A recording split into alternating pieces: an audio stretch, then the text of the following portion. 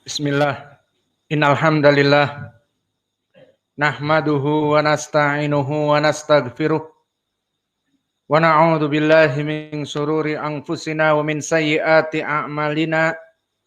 May yahdihillahu fala mudhillalah wa may yudlil fala hadiyalah. Wa ashhadu an la ilaha illallah wahdahu la syarikalah wa ashhadu anna Muhammadan abduhu wa rasuluh amma ba'du. Alhamdulillah pada kesempatan petang ini ba'dal maghrib hari Kamis 1 April 2021 bertepatan dengan 20 Sya'ban 1442 Hijriah. Kita lanjutkan kajian atau kita membuka kajian baru di mana di pelajaran yang lalu telah kita selesaikan di Fakultas Ilmu Fiqih Kitab Al-Akhbar As-Sahihah fi Ahkam Siyami Ramadan, kumpulan hadis-hadis yang sahih tentang pembahasan puasa Ramadan. Maka pada kesempatan hari ini kita akan masuk kepada kitab yang baru yang berjudul Al-Akhbar As-Sahihah fi Ahkami Salati Tarawih wal Witr. Kumpulan hadis-hadis yang sahih tentang pembahasan salatul witr dan salatul tarawih. Maka sebelum kita masuk kepada pembahasan, seperti biasa jadwal kita ba'dal maghrib kita melaksanakan latihan khutbah, dan pada kesempatan sekarang ini dipersilahkan kepada akhuna Abdurrahman, akhuna fillah. Tafadhal.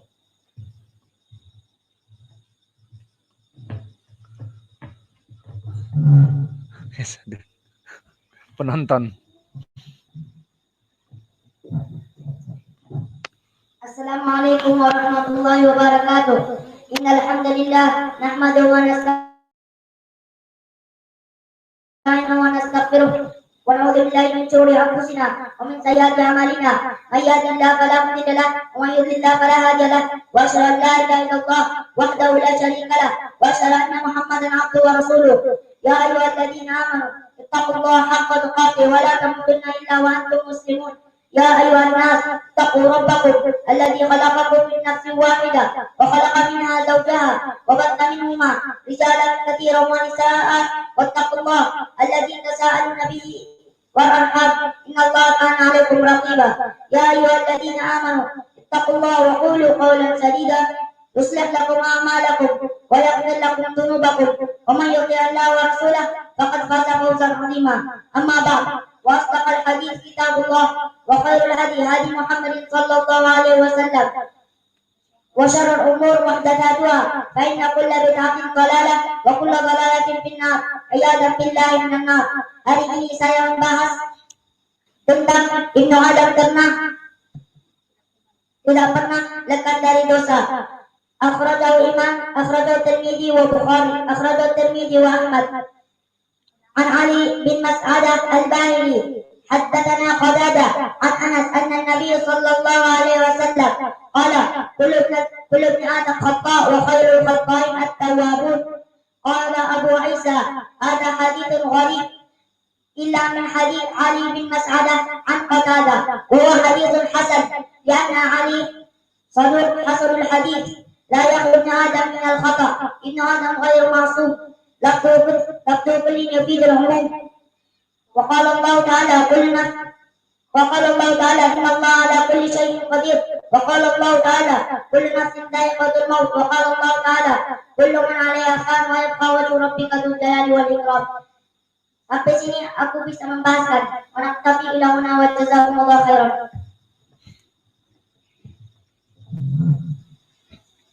Alhamdulillah, jazakallahu khair. Allah barik fik.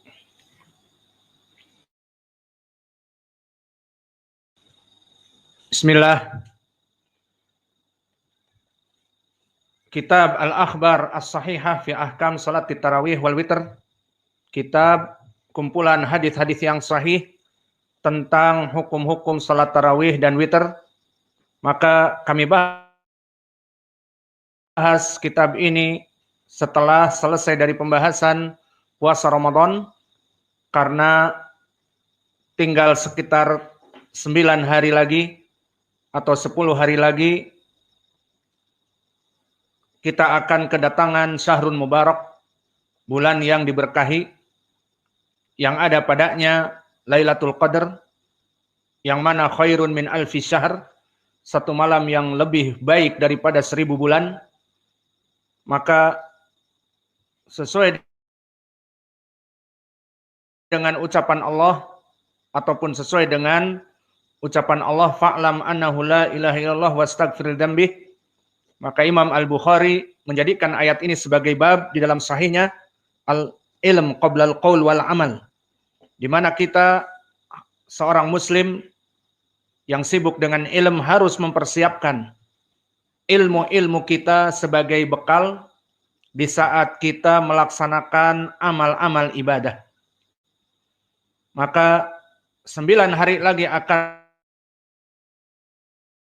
masuk bulan Ramadan, yang mana bulan Ramadan Allah telah mewajibkan kepada kita berpuasa padanya, seperti ucapan Allah Jalla wa'ala, faman syahida minkumus syahra falyasumhu, barang siapa di antara kalian masuk kepadanya bulan Ramadan tanpa sakit dan tanpa safar, bukan keadaan musafir dan tidak dalam keadaan sakit, maka wajib baginya untuk berpuasa.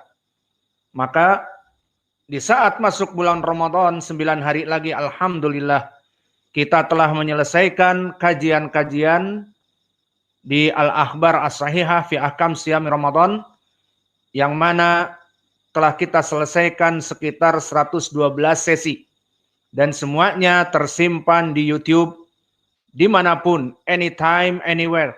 Dimanapun ikhwah berada, kapanpun ingin mendengar, bisa tinggal klik di YouTube, akan mendapatkan kajian-kajian kita. Alhamdulillah telah kita selesaikan permasalahan puasa Ramadan sekitar 16 bab. Mulai dari bab pertama tentang definisi puasa Ramadan dan keutamaannya, dan diakhiri dengan kebid'ahan-kebid'ahan di bulan Ramadan. Maka dari salah satu usaha dari kita di Ma'had Muqbil Al-Wadi'i ini, khususnya bagi para tulabul ilm dan juga kepada para pengurus dan umumnya kepada seluruh kaum muslimin di seluruh Nusantara dan bahkan di berbagai dunia, kita akan memberikan kajian yang berhubungan dengan Salatul Tarawih, agar di saat datang Ramadan dan kita melaksanakan amalan Salatul Tarawih, kita sudah mempunyai ilmunya. Sesuai dengan ayat tadi, fa'lam annahu la ilaha illallah wastaghfir lidzambih, maka ketahuilah bahwa Dia itu Allah, tidak ada yang hak untuk disembah kecuali Dia, dan mintalah ampun kepadanya. Maka ini disebutkan oleh Imam Al-Bukhari di sahihnya, pendalilan tentang ilmu harus dipelajari sebelum berucap, sebelum beramal. Maka sebelum datang kepada kita bulan Ramadan yang ada padanya salat tarawih, maka kita sudah membekali ilmunya, sehingga salat kita insya Allah dan puasa kita insya Allah diterima oleh Allah Jalla wa'ala, karena kita mengilmuinya, kita melaksanakannya sesuai dengan sunnah Nabi kita Muhammad sallallahu alaihi wa ala alihi wasallam. Maka di malam ini kita masuk kepada sesi yang kedua, kita masuk kepada bab yang pertama, bab definisi dari salat tarawih, yang mana di pelajaran yang lalu, di pelajaran zuhur, telah kita bahas pembukaan dari judul kitab apa makna Al-Akhbar As-Sahihah fi Ahkami Salati Tarawih wal Witr, maknanya kumpulan hadis-hadis yang sahih. Maknanya penulis sengaja hanya mengumpulkan hadis-hadis yang sahih saja, sehingga di sini hadis-hadis yang dhaif tidak dimasukkan. Dan ini adalah thariqah al-muhadditsin di dalam penulisan kitab, seperti para masyayikh di zaman dahulu, Syekh Al-Bukhari dan juga muridnya Muslim dan yang lainnya, yang mengkhususkan pensahihan di dalam kitabnya dan diikuti oleh para masyayikh di zaman sekarang seperti Syekh kami Mukbil. Kitab-kitabnya jelas dari judulnya Al-Jami'us Sahih, kumpulan hadis-hadis yang sahih, mimma laisa fi sahihain, ataupun juga fi asbabin nuzul, ataupun juga di dalam berbagai permasalahan. Dan begitupun Asy-Syaikh Al-Albani rahimahullah, muhaddits di zaman ini juga, yang membuat kitab seperti Silsilah As-Sahihah, kumpulan dari hadis-hadis yang sahih. Maka mengumpulkan hadis-hadis yang sahih, memeriksa dari hadis-hadis yang dhaif, itu adalah perkara yang sangat agung di sisi Allah dan agung bagi para penuntut ilmu. Di mana para penuntut ilmu di saat membaca kitab tersebut akan yakin bahwa dia akan dibawa kepada fikih-fikih yang sahih. Dan begitupun dari permasalahan akidah seperti telah kita lewati juga Al-Akhbar As-Sahihah fi Ru'yatillah, kumpulan hadis-hadis sahih tentang kita ini akan melihat Allah di hari kiamat dan membantah kelompok Al-Jahmiyah wal Mu'tazilah wal Khawarij wal Syiah Ar-Rafidah, yang mana mereka menafikan bahwa kaum muslimin tidak akan pernah melihat Allah di dunia ataupun di hari akhirah. Maka ini makna dari judul Al-Akhbar As-Sahihah, sehingga makna kitab ini hanya diusahakan kitab yang mengumpulkan hadis-hadis yang sahih saja. Kemudian makna dari ahkam salat tarawih wal witr, maka telah kita bahas juga, kita ulang sedikit.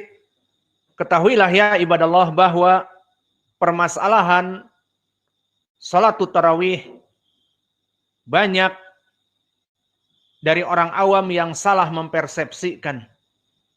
Dipikirnya salat tarawih adalah salat yang khusus, jenis yang khusus dari salat-salat yang lainnya. Maka kita jawab, itu perkara yang salah kaprah, gagal faham. Ketahuilah ya ibadallah bahwa salat tarawih, dia adalah salat malam juga. Dan dia adalah salat witir juga. Karena salat tarawih misalnya dilaksanakan yang rajih nanti kita bahas 11 rakaat, jika mau ditambah 2 menjadi 13 rakaat, ini yang rajih. Maka 13 rakaat atau 11 rakaat itu semuanya salat malam. Dan itu juga dinamakan salat witir karena ada witirnya. Jumlahnya 11. Maka kesimpulannya, salat tarawih bukan salat yang khusus seperti dipahami orang awam. Dia salat yang khusus, maka kita katakan dia adalah salat malam itu sendiri. Dan salat witir itu sendiri. Namun para fuqaha menyebutkan salat tarawih dengan nama yang khusus dikarenakan perkara ini dengan istilah lain juga qiyamu Ramadan, menghidupkan malam-malam Ramadan. Dia hakikatnya adalah salat malam.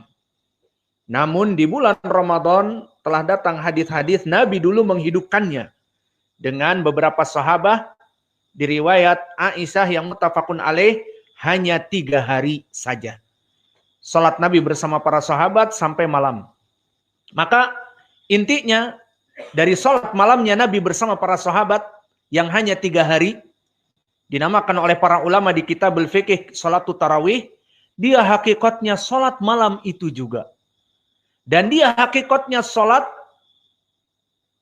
dari witir yang jumlahnya ganjil. Maka salatut tarawih dan salatul lail dan salatul witir itu sama saja. Maka inilah yang telah kita bahas di pelajaran yang lalu. Dan di sesi yang kedua ini kita masuk kepada bab yang pertama, al-babul awal, ta'rifut tarawih. Maka ketahuilah ya ibadallah, definisi dari salat tarawih diambil dari segi lugah. Tarawih adalah jamak, bentuk plural. Dari mufrad, bentuk single dari tarwihah. Maka tarawih ala wazan mafa'il, yang mana dia dinamakan jam'ul jama' ataupun sighah muntaha al-jumu', yang di pelajaran yang telah kita lewati di pelajaran nahwu, syarah dari matan al-ajrumiyah, dari jam'u taksir bertingkat-tingkat. Di saat mencapai kepada sighah muntahal jumu ataupun jam'ul jama', maka tidak ada jamak lain. Tarawih ala wazn mafa'il, di sini dia jam'u taksir dari tarwihah. Lalu apa mufradnya tarwihah? Tarwihah hiya al-marah al-wahidah minar rahah. Makna tarawih adalah jamak dari tarwihah bimakna rahah, mengambil istirahat. Maka tarawih adalah solat-solat yang ada padanya mengambil istirahat. Dikarenakan dengan nama tarawih ini dulu Nabi melaksanakannya dalam keadaan panjang dan lama. Seperti di hadits Aisyah yang muttafaqun alaih, disebutkan di kisah-kisah yang banyak bahwa Nabi melaksanakan sekitar pertengahan malam dari ketiga hari itu dan selesai menjelang fajr, di waktu menjelang sahur. Maka di waktu yang panjang ini, dulu setelah 2 rakaat selesai mengambil rohah. 2 rakaat lagi selesai yang panjang mengambil rohah. Maka mufradnya rohah dijamak menjadi tarawih. Rohah dari tarwihah, maka mufradnya tarwihah, 1 tarwihah, kemudian setelah 2 rakaat ambil tarwihah, istirahat lagi, maka dijamak dinamakan menjadi tarawih. Maka ini definisi dari salat tarawih. Maka ketahuilah ya ibadallah bahwa kalimat salat tarawih itu wallahu a'lam, kami tidak mendapati lafaz yang khusus di dalam ahadits. Namun yang masyhur di dalam hadis adalah qiyamu Ramadan ataupun qoma Ramadan, qiyamu Ramadan. Maka ini yang paling masyhur. Di antaranya hadis yang masyhur muttafaqun alaih dari Abi Hurairah, berkata Rasulullah sallallahu alaihi wa ala alihi wasallam, man qoma Ramadan. Ini poin pendalilannya. Barang siapa yang qoma Ramadan, maknanya menghidupkan Ramadan, maknanya malam-malamnya itu dihidupkan. Tidaklah orang tidur di puasa Ramadan siang tidur capek. Di malamnya pun makan banyak, maka tidur. Mulai dari jam 9 sampai waktu sahur. Maka tidak. Yang diinginkan di bulan Ramadan, terutama malam-malamnya itu dihidupkan. Maka kami yang tinggal di Arab sekitar 17 tahun, kami dapati kehidupan di Arab berbeda dengan kehidupan di Indonesia di bulan Ramadan. Maka di negeri Arab, Ramadan itu bagaikan di siang hari. Setelah melaksanakan buka, masjid-masjid penuh, salat maghrib, kemudian berbuka puasa, kemudian kembali salat isya, masjid-masjid penuh, seperti di Indonesia. Kemudian salat tarawih. Setelah salat tarawih, mal-mal dan toko-toko dibuka. Sampai kapan? Sampai jam 2. Sampai jam 3. Taksi-taksi dan angkot-angkot berseliweran sampai jam 2. Sampai jam 3. Sampai waktu sahur. Maka Arabian Night, malam di negeri Arab, itu di malam-malam Ramadan bagaikan di siang hari. Apalagi di Masjidil Haram dan Masjid An-Nabawi, maka terus melaksanakan sholat nikmat. Maka dinamakan qiyamu Ramadan di dalam syar'i karena menghidupkan bulan Ramadan. Maka ini yang nas yang disebutkan di dalam hadis. Maka oleh sebab itu ditafsirkan oleh para ulama apa itu qiyamu Ramadan. Dikatakan oleh Imam An-Nawawi, makna qiyamu Ramadan adalah dia itu salatu tarawih. Maka makna qiyamu Ramadan di dalam hadis man qama Ramadan imanan wa ihtisaba ghufira lahu ma taqaddama min dzambih adalah salat tarawih. Dan begitupun yang diucapkan oleh Imam Ibnu Qudamah di dalam kitabnya Al-Mughni, mujallad yang pertama, halaman 455, bahwa qiyamus syahri Ramadan dinamakan juga dengan salatut tarawih. Dan begitu pun ucapan Syekhul Islam Ibnu Taimiyah di Majmu' al-Fatawa dan yang lainnya. Maka salatut tarawih dia adalah qiyamul Ramadan, dan ini nama yang mendekati kepada as-syar'i. Setelah kita masuk kepada definisi, di bab yang pertama kita masuk kepada bab yang kedua, fadlu salati tarawih ataupun qiyamul Ramadan. Keutamaan dari salat tarawih ataupun qiyamul Ramadan. Sebelum kita masuk kepada intro ataupun prolog tentang permasalahan keutamaan.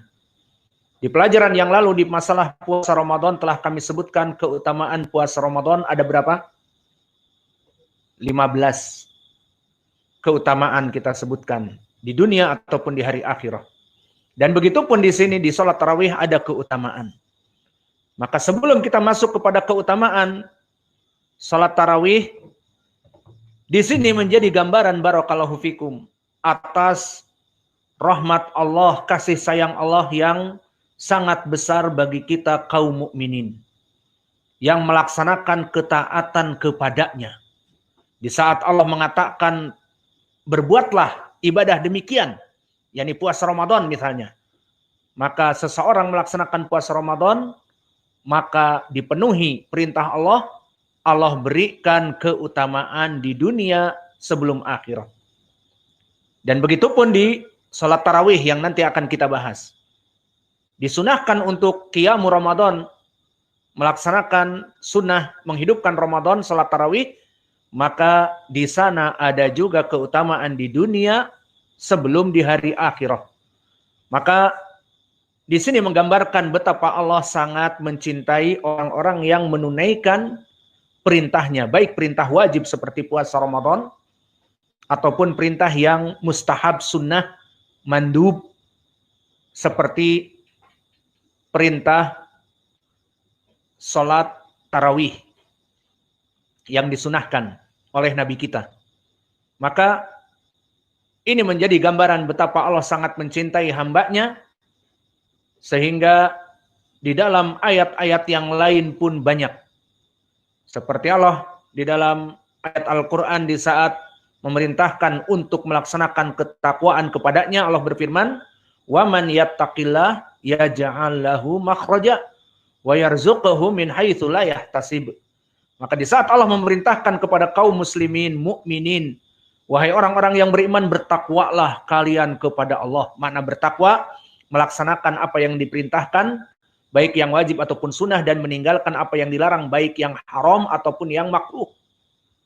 Maka di saat manusia melaksanakan ketakwaan ini atas perintah Allah, ya ayyuhalladzina amanu taqullah, wahai orang yang beriman, bertakwalah kepada Allah. Apa balasannya dari Allah? Diberikan DP di dunia, down payment.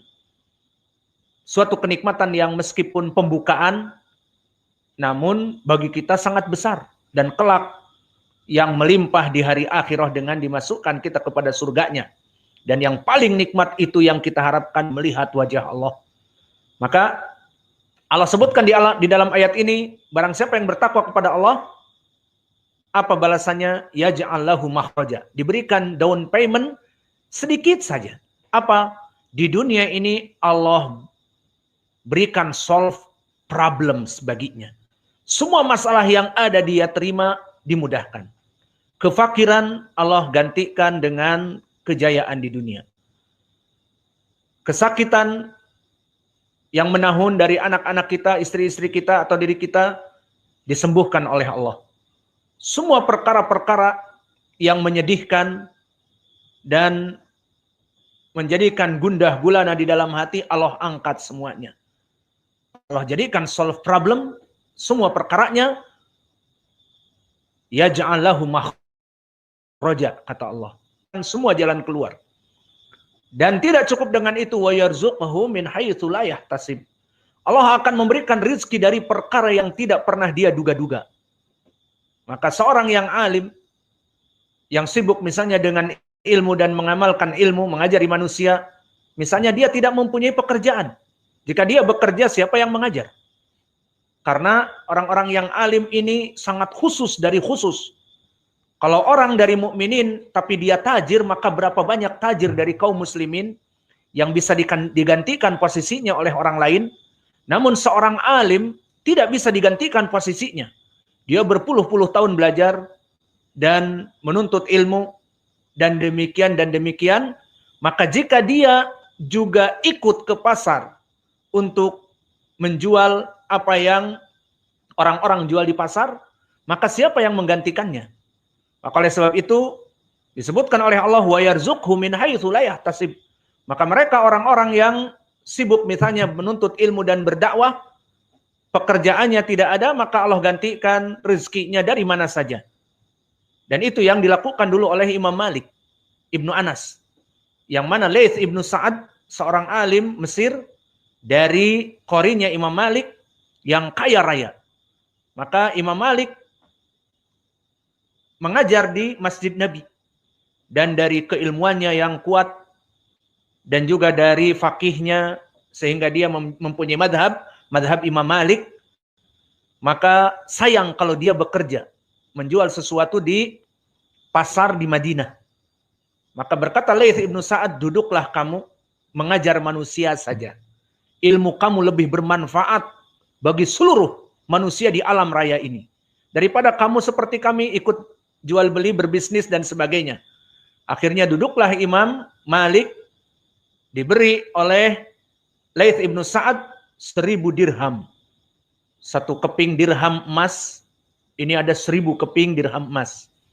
Maka wallahu alam, apakah setiap tahun, apakah setiap 6 bulan, atau apakah setiap berapa bulan, yang jelas itu disebutkan di kitab tarikh. Maka di sini Allah berikan makhrojan, jalan keluar bagi Imam Malik, dan rizki yang tidak terduga-duga. Akhirnya semakin dia mencurahkan ilmunya, semakin manusia bermanfaat bagi manusia dirinya, dan semakin bertambah rizkinya. Itulah keadaan yang Allah jadikan, wa man yattaqillah yaj'al lahu makhraja wa yarzuqhu min haitsu la yahtasib. Ini contoh. Maka begitupun kembali setelah kita mengetahui prolog tadi, bahwa dari kenikmatan Allah yang besar, jika Allah memerintahkan kepada kaum mukminin perintah, Allah gandengkan dengan kenikmatan di dunia dan juga di hari akhirat. Begitupun di dalam permasalahan salatut tarawih. Maka dari keutamaan salatut tarawih, barakallahu fikum, di dunia dia akan diampuni dosa-dosanya. Keutamaan yang pertama apa? Orang yang melaksanakan sholat tarawih, qiyamul Ramadan, diampuni dosa-dosanya. Mana pendalilannya? Seperti di hadis yang muttafaqun alaih dari Abi Hurairah. Berkata Rasulullah sallallahu alaihi wa ala alihi wasallam, "Man qama Ramadan imanan wa ihtisaba, ghufira lahu ma taqaddama min dzambihi."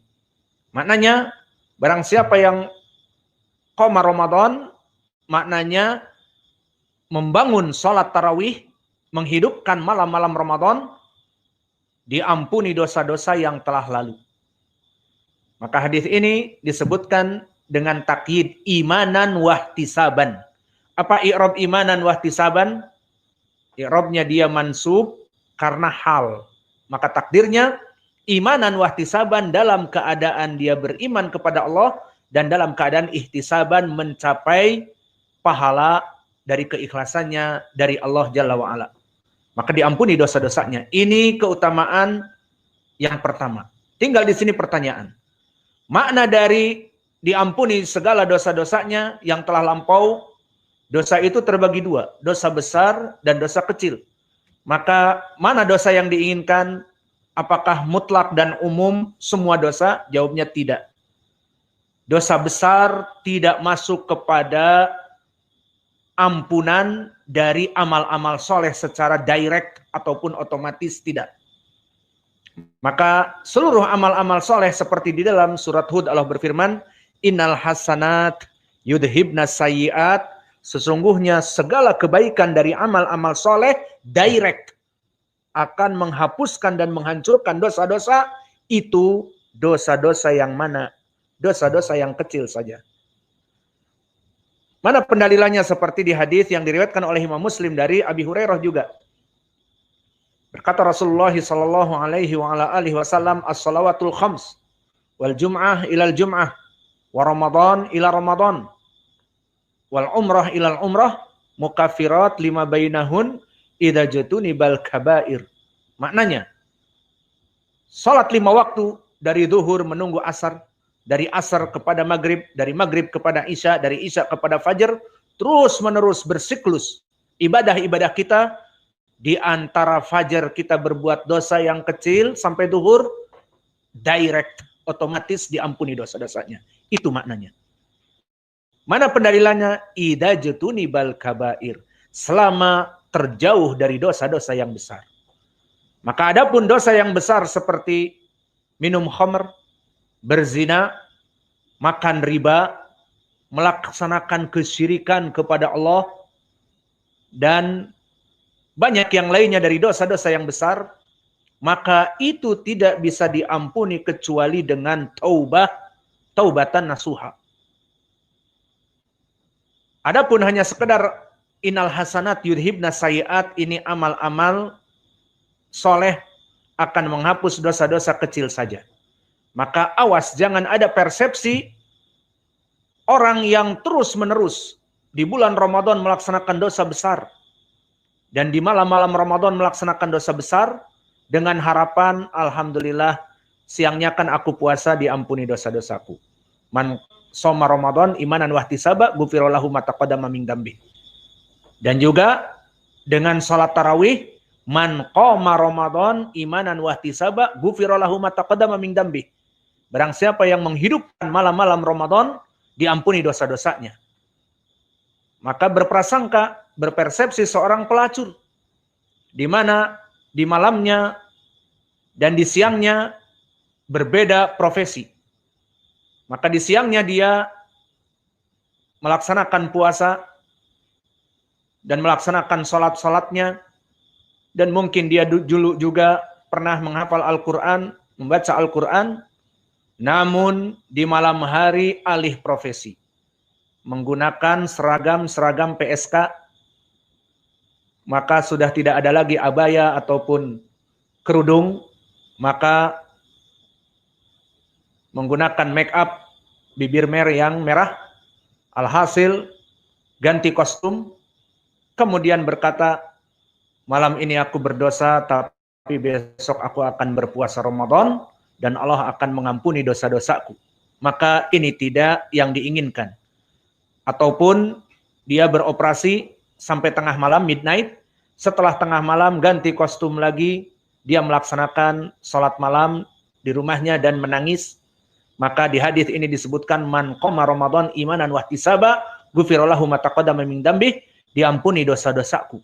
Tidak itu yang diinginkan. Adapun dosa zina sebagai PSK harus bertaubat, taubatan nasuha. Ya ayyuhalladzina amanu tubu ilallah taubatan nasuha. Asarabukum an yukafira ankum sayiatikum. Maka harus kalian bertaubat nasuha agar diampuni dosa-dosanya. Bukan dari direct otomatis amal-amal yang soleh ini, bukan. Maka ini dari keutamaan yang pertama dengan lafaz man qoma Ramadan. Awas. Jangan salah. Di sini lafaznya man qoma. Barang siapa yang menghidupkan malam Ramadan, dia mendapatkan keutamaan. Adapun untuk puasa man shoma Ramadan. Keduanya sahih. Diriwayatkan muttafaqun alaih dari Abi Hurairah. Maka ini keutamaan yang pertama. Keutamaan yang kedua, orang-orang yang melaksanakan sholat malam, ay sholat qiyamul lail, yakni tarawih, qiyamul Ramadan, ay tarawih, bersama imam, kebanyakan berapa rakaat? Misalnya 11 rakaat yang rajih, nanti akan kita bahas. Dari 11 rakaat itu kebanyakan berapa jam? Seperti kita keumuman di masjid di sini adalah sampai jam 9.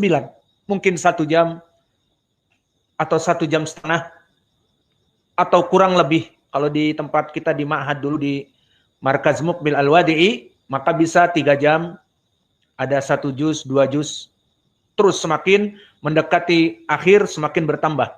Pernah malam 27 dari Ba'da Syekh menyelesaikan pelajaran sekitar jam 10, maka terus sampai jam 4 kita berdiri.